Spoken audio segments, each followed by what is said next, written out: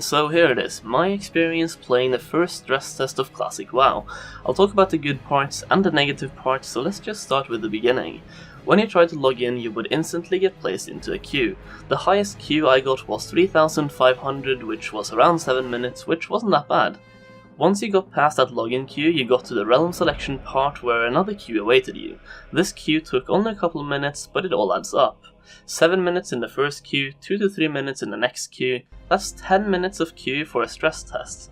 Once you made it past both those queues, you got placed into the character creation page, where if you got lucky, emphasis on lucky, you could create your character and start playing, but in most cases you would get disconnected or a message saying that the character creation server was down, so you had to exit the client.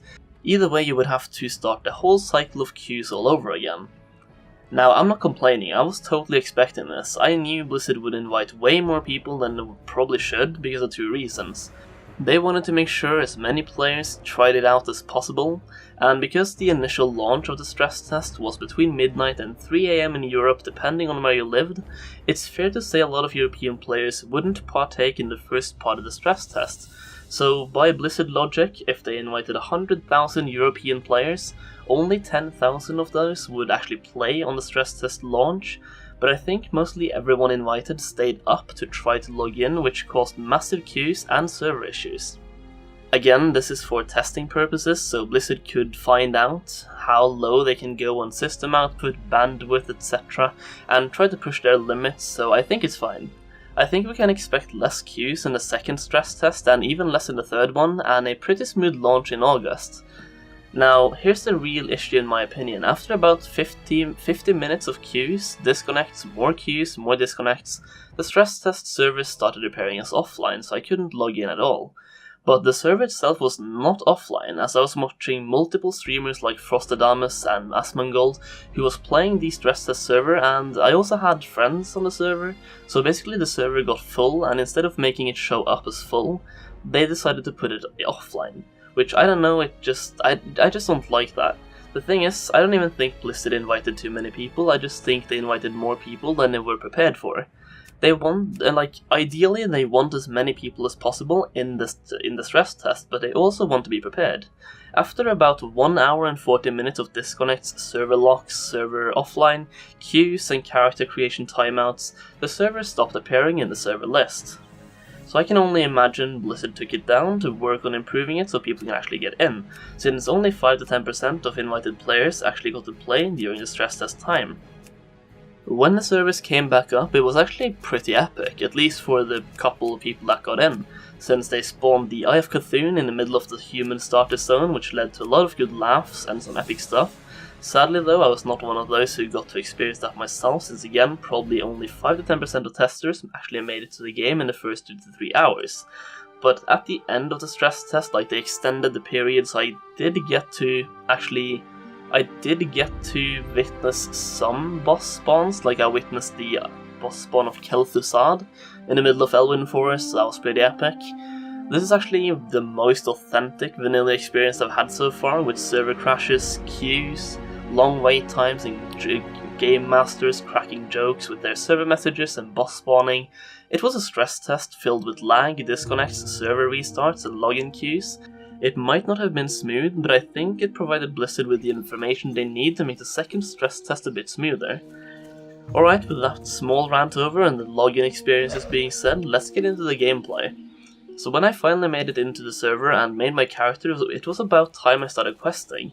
I wanted to see how many players would contest quest mobs and basically just how popular the starter areas would be, considering layering would be a thing.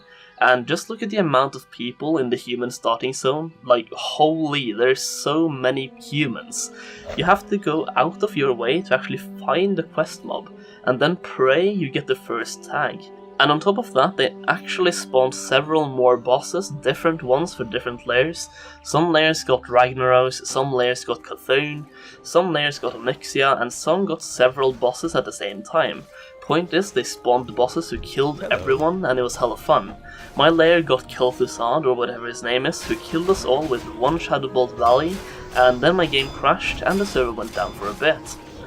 When the server came back up, I had one goal: log into my Night Elf Hunter, which is the race and class I will play on the actual Classic launch, and check out how popular that starting area is and how contested the quest mobs are.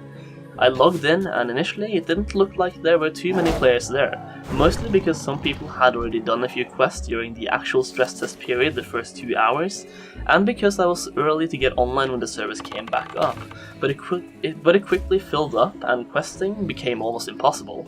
I did complete every quest in somewhat correct order. I did save the Felamos one for last, and eventually I got myself to level 5. It actually took me 58 minutes to do this, very casually doing every single quest, including the very awful one where you have to pick up mushrooms from the ground, which takes like 15 minutes in itself, but I still did it as a test. My next test now will be to make another hunter and level to 1 to 5 only by doing the easy kill quests and grinding mobs, and see if that goes faster than 58 minutes. My goal with this is to find the perfect route or the perfect leveling strategy for the actual Classic launch, considering a lot of the questing mobs and questing like areas where the mobs are will be highly contested, so I want to find a place where I can freely grind the mobs and not having to care about other people trying to out-tag me and so on, so I can just farm by myself. After seeing this stress test, I can already feel the sense of community and people spamming general chat about how excited they are for Classic. I also felt the need to group up with others because A, killing mobs takes time, B, killing mobs is more difficult, and C, there was a lot of competition for mob tags, so in order to complete kill quests efficiently, I pretty much had to be in a group. And whenever I joined or made a group, people were very talkative, which is very great to see.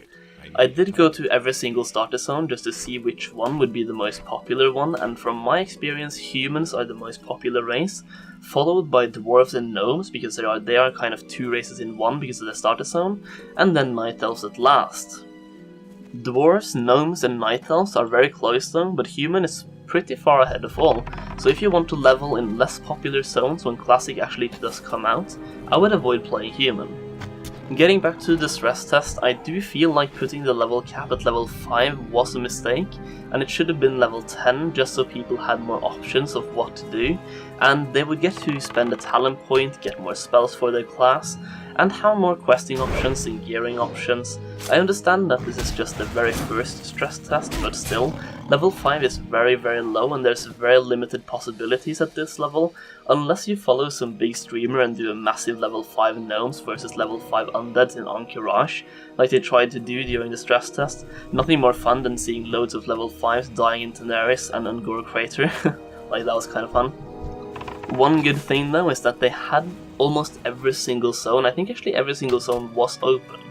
My fear was that when the level cap would be level 5, only the first 2 zones would be open to players, but that was not the case. Like, every single zone was open, and even though it could only be level 5, you could run to Stranglethorn Vale, you could pretty much explore the entire world of Azeroth, which is a good thing. If they had restricted zones, it would have been a whole nother area, would have been a way more boring stress test, but by giving access to every single area, they did give us quite few options, but still, being level 5, you don't really feel that strong, and there's very limited possibilities in what to do character-wise, but exploration-wise, you had so much to do. Overall, the stress test was exactly what I thought it was gonna be, and in my opinion, it was perfect. It started out as an actual stress test, testing server capacity, overload. It included server crashes, server restarts, login queues, server queues, character creation timeouts, and lots of lag. Then they took down the servers for about an hour, and when they came back up, everything was smooth, and you can experience a somewhat simulated launch experience, which was great, both because I enjoyed it, plus I got to test my planned leveling routes, and do some testing like experience per mob kill at certain levels, experience per hour by questing regularly, experience per hour by mob grinding, and experience per hour by doing kill quests and mob grinding, and way more. I am probably going to make a couple of in-depth guides about how to do level 1 to 5 or 1 to 10 as fast as possible based on my results, so look out for that later. Apart from that, I hope those of you who got invited to the stress test had a great time, and if you didn't get invited, I wish you the best of luck the next time around. If you want to chat about anything Classic WoW related, feel free to join my Discord, which is linked in the description below.